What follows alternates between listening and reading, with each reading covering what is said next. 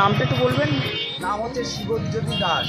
আচ্ছা, আপনারা এই যে যে দেখছি রাস্তায় জল দিচ্ছেন, বাতাসা দিচ্ছেন, এটা কোন সংস্থা থেকে করছেন? এটা হচ্ছে শ্রীগুরু সংঘ সংস্থা থেকে আমরা করছি।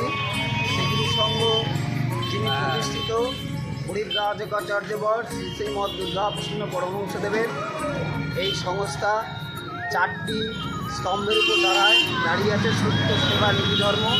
এইগুলো আমরা ত্রিবেণী শাখা সংঘের পক্ষ থেকে প্রতি বছর এই অক্ষয় তৃতীয়ার দিন সেবা কার্য হিসাবে আমরা জলদান করে থাকি পথযাত্রীদের।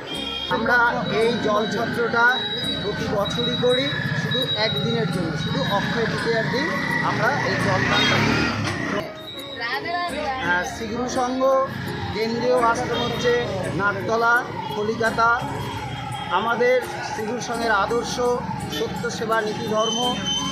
আমাদের গুরুদেবের আবির্ভাব উৎসব 1298 বঙ্গাব্দে আমাদের গুরুদেব আবির্ভূত হয়েছিলেন আমাদের ধরাধামে, এবং সেই থেকে তিনি নানা রকম সেবামূলক কাজ করেন এবং আমাদের প্রত্যেক জায়গায় আমাদের এরকম একটা শাখা সংঘ প্রতিষ্ঠিত আছে এবং প্রত্যেক শাখা সংঘই এইরকম সেবামূলক কাজ করে। আমরা শীতের সময় কম্বল দান করি, আমরা ঠাকুরের তিরোধান দিবসে আমরা ফল দান করি ত্রিবেণী গঙ্গার ঘাট এবং আমাদের মগরা হসপিটালে ফল দান করে থাকি, এবং তার সঙ্গে আমরা বৃক্ষরোপণও করে থাকি।